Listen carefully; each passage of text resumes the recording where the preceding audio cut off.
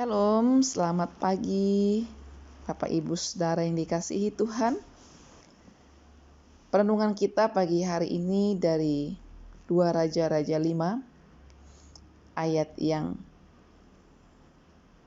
kedua sampai ayat yang ketiga. Orang Aram pernah keluar bergerombolan dan membawa tertawan seorang anak perempuan dari negeri Israel.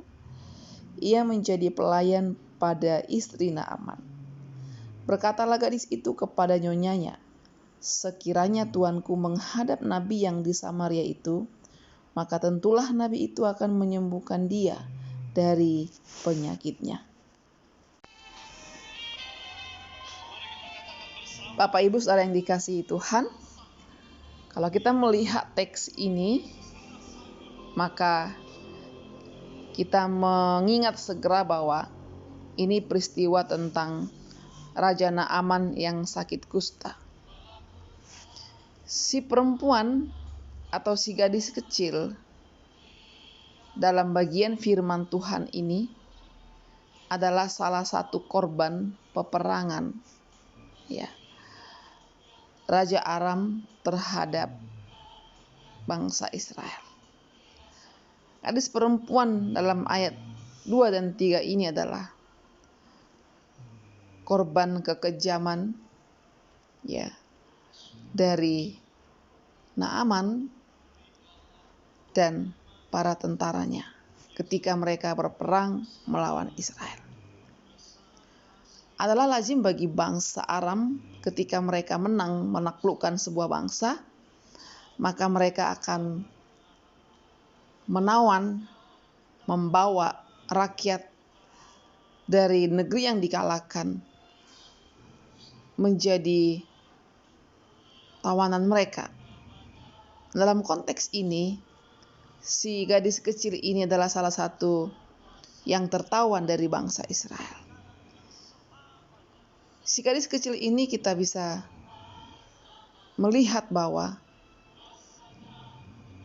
dia adalah putri yang tercabut dari negerinya, putri yang tercabut dari keluarganya. Dia pasti punya orang tua, dia punya keluarga, dia punya kehangatan dalam keluarganya. Tapi tiba-tiba karena sebuah perang, dia dicabut dari keluarganya dan sekarang tinggal di dalam satu keluarga yang baru, negeri yang baru, yaitu keluarga Naaman. Gadis kecil ini punya alasan untuk membenci, mendendam, sakit hati kepada Naaman yang telah mencabut dia dari keluarganya. Tetapi kita melihat bahwa si gadis perempuan ini tidak membenci. Ketika si Naaman, sang tuannya,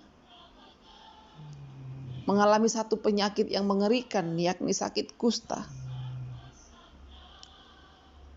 si gadis perempuan ini punya alasan untuk mensyukuri sakit dari tuannya,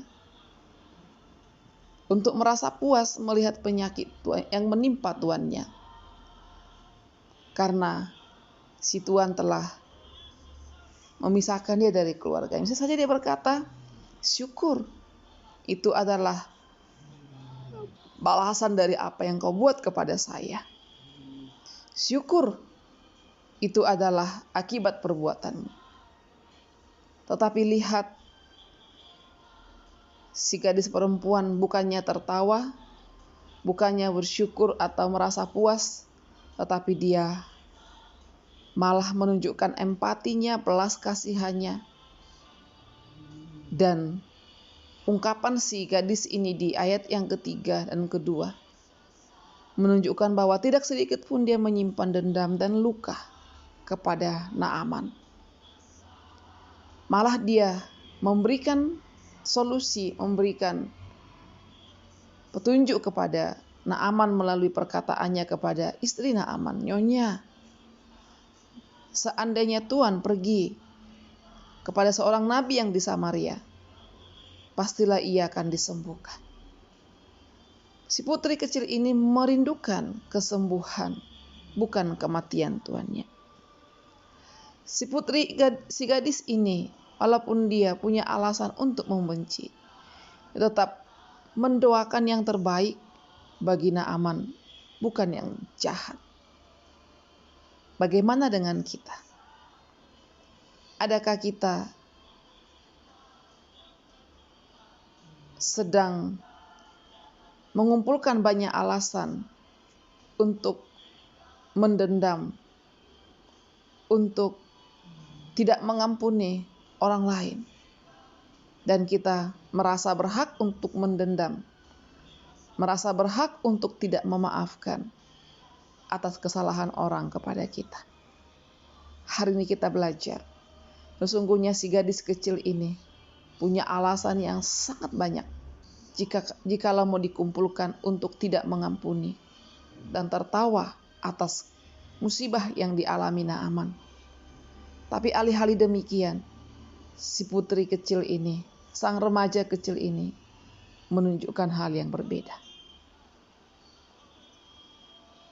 Karena ada banyak alasan untuk tidak mengampuni dan untuk mendendam. Tapi hanya ada satu alasan untuk mengasihi dan mengampuni, yakni kasih Allah yang sudah menyelamatkan kita. Kiranya Tuhan memberkati kita selama beraktivitas. Shalom. Terima kasih Tuhan untuk firman-Mu. Tolong kami hari ini melakukan firman-Mu, belajar dari si gadis kecil ini, menjadi orang yang mengasihi. Haleluya. Amin.